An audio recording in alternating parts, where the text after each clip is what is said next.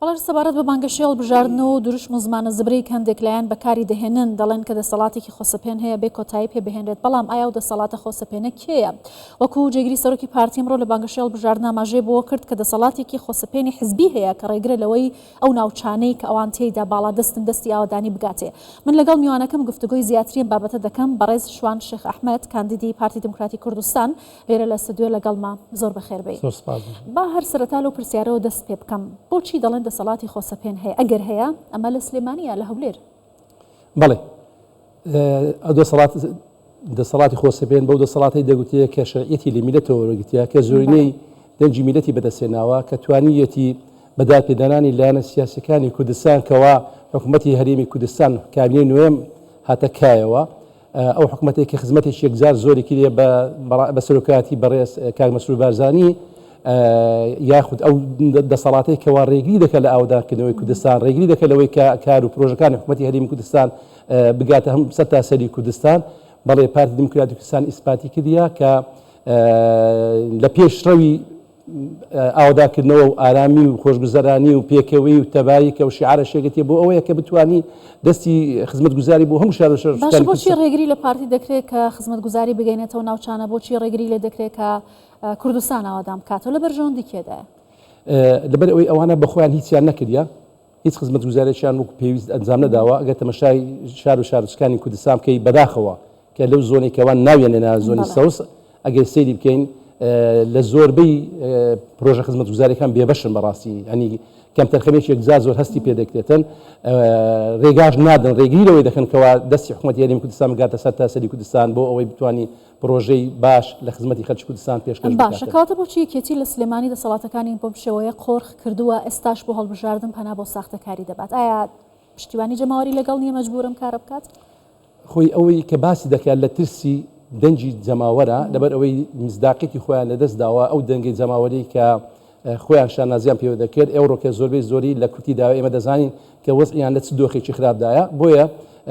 پەنا بۆ ئەو کردەوانە دەبن تا بتوانین لە ترسی سندوقەکانی دەنگدان کە دەزانن زۆری خەڵکی کوردستان ئەوڕۆ دەنگ بە کامە حزب دەدا کە کامە حزب ئەوڕۆ خزمەتی خەڵکی کوردستان دەکات بۆیە ئەو ترسەوای لێکردیا کە بتبیانەوێت بە زۆری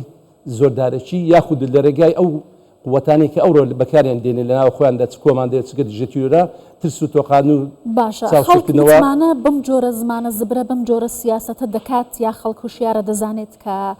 چ لایەنێکی باش و خراپ لێکچیا بکاتەوە. خەڵک بێزارە لەو جۆرە ڕەفتارانە لەبەرەوەی خەڵکی کوردستان خزمەتگوزاری دەوێت خۆشگوزەرانی دەوێت خزمەت بکرێت لە هەموو ڕۆکەوە کە پارتی دموکراتیی هەڵگیری ئەو پەیامەیە کە بەنامەیەکی ڕێک و پێک و تێر و تەسەڵی لە هەموو بوارەکانی تێدا هەیە دەوێت ڕێگای ئەو بەرنامەوە کە زۆرینی دەنجی پەرلەمان ئەندام هاوڵاتیانی کوردستانی بەدەستێنا بتوانی خزمەتێکی چاکە پێشکەش بکات. دیدگەی پارتی بۆ حکمڕانیە بەڵام لایەنەکانی دیکە داوای ڕوخاندن دەکەن ئەمە بۆچی؟ بەڵێ پارتی دموکراتی کوردستان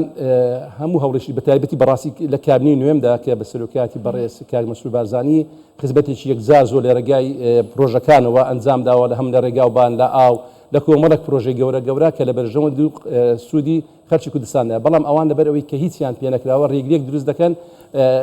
بۆ ئەوی ئەو ئاوادانی کە هەیە بگاتە شوێنەکانی کوردستان. باشە بەم جۆرە دروشمانە بە دژایەتیکردنی پارتی بە هەوڵدان بۆ تێکدان و ڕوخاندن ئایا دەتوانن دەنگ کۆبکەنەوە؟ ئەوە میلەت وشیارە دەزانی لە ڕۆژی دەنگدان دەنگ بە کامە حزب دەدا کە جێگای سقە و متمانەیە دەتوانی خزمەت گوزاری پێشکەشکە و هەروە بش بارەزی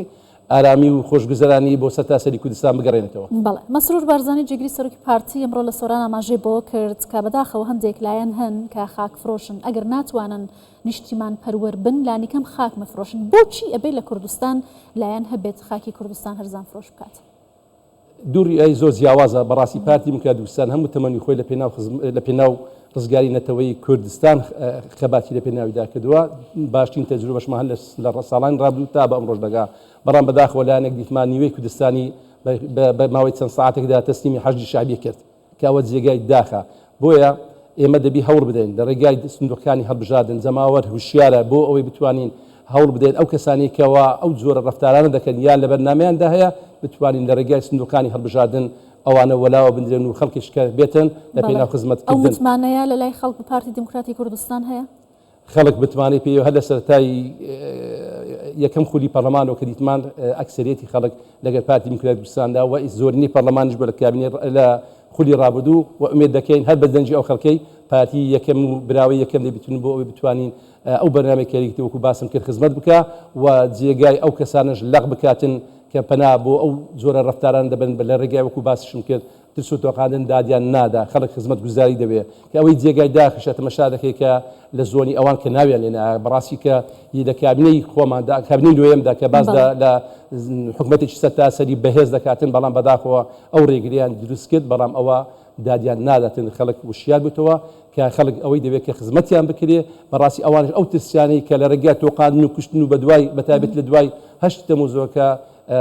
هێنانەکایەوە ئەوانە بەڕاستی جێگای نیگەرانی خەڵکە کە ئەوڕۆ زۆربەی خەڵکی بابرین تاجرەکانیشیان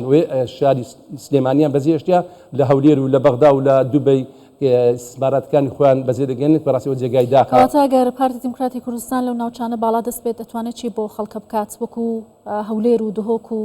ناوچەکانی ڕێژ دەسەڵاتی خۆی لێ دەکات کە توانیوەتی ئاودانی پێ بگەێنێت بەڵام ڕێگری کراوە لەوەی کە پرۆژەکان بگاتەوێ. بەتەکید ئەوەی کە لە هەولێر و دهۆک ئەنجام درراوە و چەندی جار هەوڵیش دراوە بۆ ئەوەی پرۆژەکان سەر تاسەری کوردستان بەڵام بەداخەوە دیسان دەرێمەوە کە ڕێگری کراوە بۆ ئەوەی خزمەت گوزاری بگاتە سەر تاسەری کوردستان ئەوەش لەوەی دەترسێن کە گوایە پارتی دیموکراتیکوردستان لە ڕێگەی خزمەت گوزارەکانەوە ئەو دەنگە زۆرینەی ئەوێش بۆ خۆی دەستە بەر دەکات. زۆر باشە وەکو هەر ئاماژەیان پێکرد ئەو هەوڵە ساختەکاری کە هەیە سەرۆکی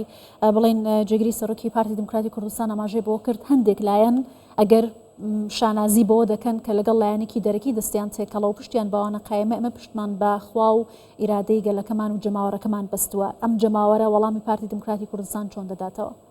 لە ڕۆژی هەڵبژاردن دەبینین ئەو خەڵکەی پەرۆشی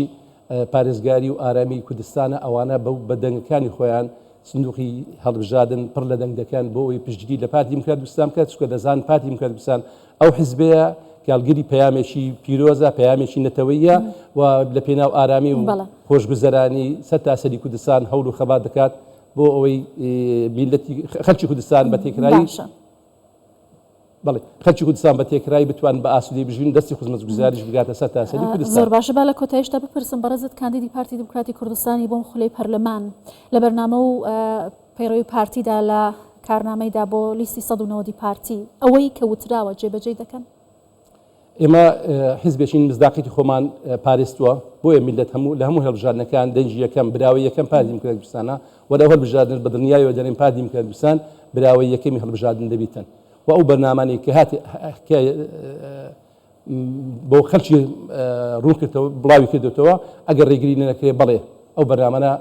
لەسەر تاسەری کوردستان جێبەجێ دەکرێت